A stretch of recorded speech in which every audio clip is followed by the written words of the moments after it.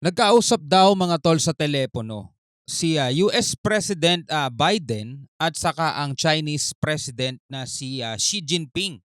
At isa sa mga pinag-usapan nila mga tol ay ang tensyon na nagaganap no sa pagitan ng Pilipinas at China sa South China Sea o sa West Philippine Sea mga kapatid no.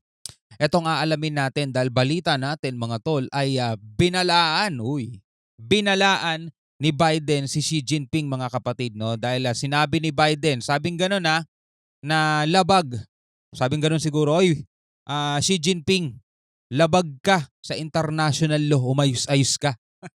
Yan ang ating aalamin mga kapatid, bibigyan natin 'to ng reaction video. Ito ay hindi kwento-kwento lang dahil ito yung nabalita no sa GMA mga kapatid at ito ang ating panonoorin. For the sake of fair use mga kapatid, yan bibigyan natin to ng reaction, commentary at opinion syempre. Samahan ninyo ako mga kapatid. At syempre bukod dito sa balitang to, meron pa tayong ibang mga pag-uusapan mamaya no.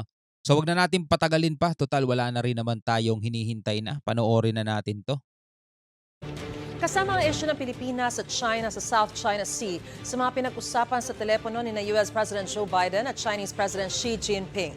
Ayaw Ayon na sa nila isang magharap. mataas na opisyal sa Amerika, Ayaw na nila magharap no kaya phone call na lang mga kapatid no. President Joe Biden at Chinese President Xi Jinping. Ayon sa isang mataas na opisyal sa Amerika na hindi pinangalanan ng Reuters, nagbabala raw si Biden tungkol sa mga anyay delikado aktibidad ng China laban sa mga barko ng Pilipinas na paglabag daw sa international law. Actually, nung nakaraan pa lang yung nagsalita yung mataas na opisyal ng Estados Unidos na sinabi niya ng ganon, hindi niya nakikitang maganda pupuntahan kapag meron daw isang nasawi sa mga crew ng Pilipinas dahil sa pambobomba ng water cannon ng China ay hindi maganda ang talaga pupuntahan ito dahil pwede nga daw ma-invoke ang Mutual Defense Treaty mga kapatid. Kaya kung naaalala ninyo nitong nakaraan sabi kong ganon, ang inaasahan ko, ang ine-expect ko mga kapatid ay medyo magninilay-nilay o hihinay-hinay etong China sa kanilang mga aksyon at hindi na nila masyadong magiging agresibo no kapag meron tayong resupply mission, hindi na ganun katindi siguro yung mangyayari. Ewan ko lang mga tol, yun lay sa ano ko lang naman. Sa palagay ko lang naman mga tol. May kita natin, let's see. No? So binalaan na sila ng Estados Unidos. So hinay-hinay kasi action nyo. Yung ginagawa nyo labag sa international law at pag may nasawi isa sa mga crew sa Pilipinas dahil sa pambobomba nyo ng water cannon, hindi maganda ang kahahantungan yan mga tol. No? So tuloy natin to. Sabi pa ng White House, iginiit ni Biden kay Xi na dapat sundin ang rule of law at freedom of navigation sa South China Sea. Binalagpag ni Biden Sinampal si Xi Jinping mga katotohanan No? Ikaw presidente ka, hindi ka sumusunod sa rule of law, di ba? Dapat sundin ang rule of law at freedom of navigation sa South China Sea. Nagkasundo naman daw sina Biden at Xi na pananatilihin nilang bukas ang komunikasyon ng Amerika at China para maiwasan ang gulo. November 2023, huling nagkausap ng personal sina Biden at Xi sa sidelines ng Asia-Pacific Economic Cooperation o APEC Summit. Tulad nga ng sinasabi natin mga kapatid, etong China, hindi totoo tapang nito. No? Si Digong lang naman ang takot dito mga tol sa sila Roque. hindi, hindi totoo yung tapang niyan mga tol. Diba? Kung talagang matapang sila, dapat sinimulan na nila sa Taiwan. Diba? Hindi nga nila magawang sakupin yung Taiwan Tapos yung Pilipinas, gagarahin nila. Diba? Dami na nilang kaaway ngayon mga tol. Pilipinas, sino lang ba kaaway ng Pilipinas? Wala naman, China lang Saka hindi tayo ang umaaway sa kanila. Sila ang umaaway sa atin. Sa anong dahilan? Pagiging ganid lang nila. 'Di ba? Doon pa lang sa reason nila Hindi na sila papanigan ng mundo Takot lang din nila doon mga tol. 'Di ba? Mga kapus, Alright mga kapatid, eto sa ibang balita, no? may kasunod Yan, sa ibang balita naman to mga tol. Pwede kayong magbigay ng komento doon sa isang video na panood natin kanina. Yung tungkol nga sa pag-uusap ni Biden at saka ni Xi Jinping. Binalagbag ni Biden no? Binantaan Eto, Defense Secretary Chodoro, let us not fall into the trap set by Chinese propaganda. Ginagamit din yan mga tol ng mga ng mga pro-China Ilang beses na tayo nagre-reaction itong mga nakaraan, puro pro-China nire-reaction natin mga tol. Kitang-kita ninyo kung paano nila linlangin ang mga Pilipino. At kapag nagsasalita sila at kapag medyo napapasama salita nila, gumagawa sila ng paraan para ituwid yun. Pero wala na, huli na lahat eh. Nilaglag na sila na sarili nilang bibig eh. Tingnan nyo, yung gentleman's agreement na sinasabi ni Roque, biglang pinasinungalingan ni Duterte. O, sabi ni Panelo, sinungaling daw. O kita niyan, paano yung magpapapaniwala sa mga sinasabi ng mga yan, di ba? So panoorin naman natin to sa GMA pa rin mga kapatid, yung sinasabi ni Defense Secretary Teodoro. Kailangan natin maging matalino, mga tol. Hindi tayo pwede basta-basta maniniwala na lang basta-basta sa mga sinasabi nila, yung mga turo-turo nila, wala naman silang resibo, wala naman silang ebidensya talaga, di ba? May kasunduan man o wala ang Pilipinas at China kaugnay sa pagpapaalis ng PRP Sierra Madre sa Ayungin Shoal, hindi raw dapat malimutan ng Pilipinas na ang mga iligal na ginagawa ng China ang pangunahing banta sa ating karapatan Tama. sa West Philippine Sea, Tama. sabi ni Defense Secretary Gilberto Teodoro Jr. May unang balita si Chino Gaston. Mahigit isang linggo matapos ang pambobomba ng tubig ng mga barko ng China sa Unaiza May 4 sa Ayungin Shoal, may babala si Defense Secretary Gilberto Teodoro Jr. sa pinalutang na sinasabing gentleman's agreement umano sa pagitan ni nooy Pangulong Rodrigo Duterte at Chinese President Xi Jinping.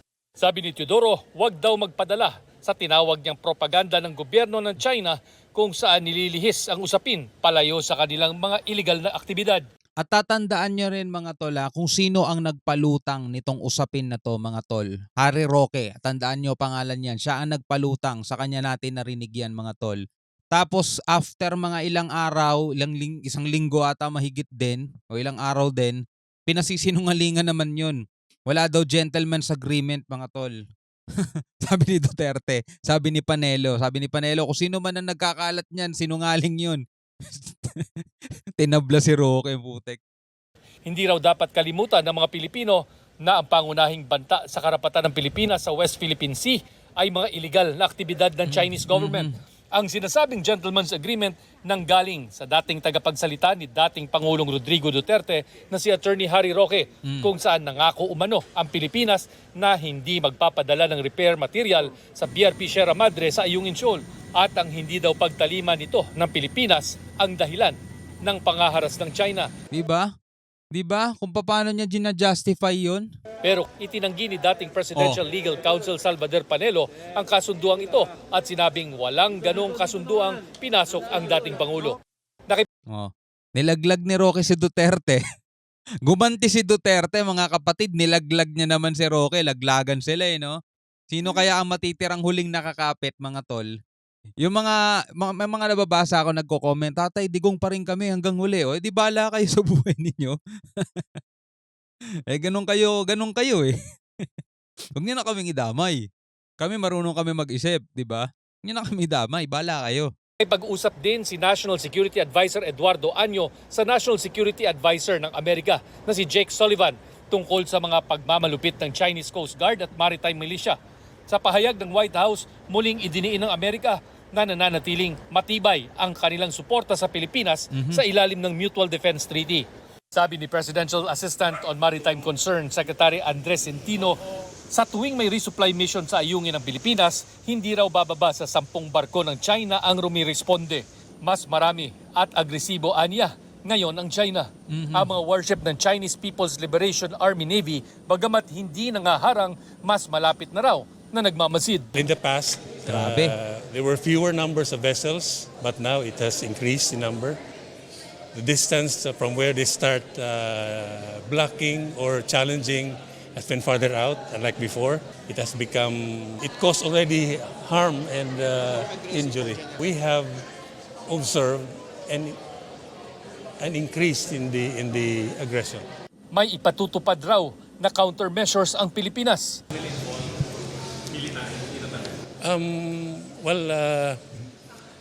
It will be comprehensive.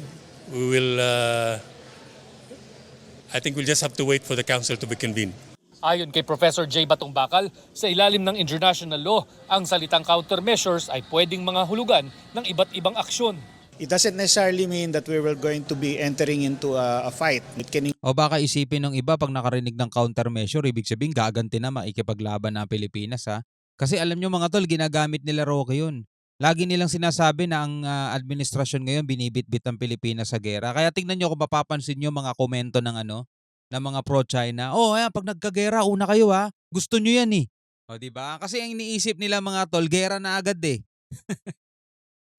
Ang daming paraan para maayos di ba? Pero hindi naman paraan yung ibigay mo na lang.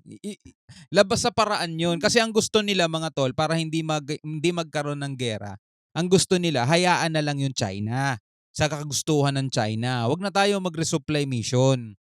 Hayaan na lang natin yung pamamalagi ng China sa ayungin. Hayaan na natin sila, huwag na natin sila pansinin. Yun ang gusto nila, yun ang nakikita nilang pamamaraan. Diba? Huwag na tayong makipaglaban. include everything from talking with your friends and allies to impose joint actions against that offending state, no? As well as taking legal actions. Ito ang unang balita. Alright mga kapatid yan no. So ito yung mga balitang napanood natin ngayon. Recap lang no. Huwag tayo masyado magpapapaniwala no sa mga propaganda ng China mga kapatid. Pati ng mga bataan nila rito sa Pilipinas mga tol. Ginugulo lang nila yung isip ninyo. Dapat maging firm kayo. 'Di ba? Kaya nga tayo nagre-reaction dito at maraming salamat sa mga nanonood Maraming salamat sa mga nagko-comment mga tol. Tama, pare-parehas tayo, Pilipino tayo. Bandang huli mga kapatid, tayo pa rin naman talaga eh. Huwag kayo masyado magpapapaniwala o hindi masyado, huwag kayong maniniwala mga tol. Doon sa mga pro-China mga kapatid. Kasi talagang hindi nila mahal ang Pilipinas. Mahal lang nila yung sarili nila. Apektado mga businesses nila, apektado mga pinagkakakitaan nila mga tol. Yun ang totoo. Iiwan din kayo niyan mga kapatid. Pero kayo ipaglaban ninyo yung Pilipinas, ipaglaban ninyo yung bansa. Yun. At syempre, ano magiging reaction ninyo o ano ang reaction ninyo doon sa pag-uusap ng Biden at saka Xi Jinping. Pwede kayong magbigay ng komento sa ibaba mga tol. Maraming salamat sa panonood. Hanggang sa muli, ako nga pala si Shobal D. Peace out.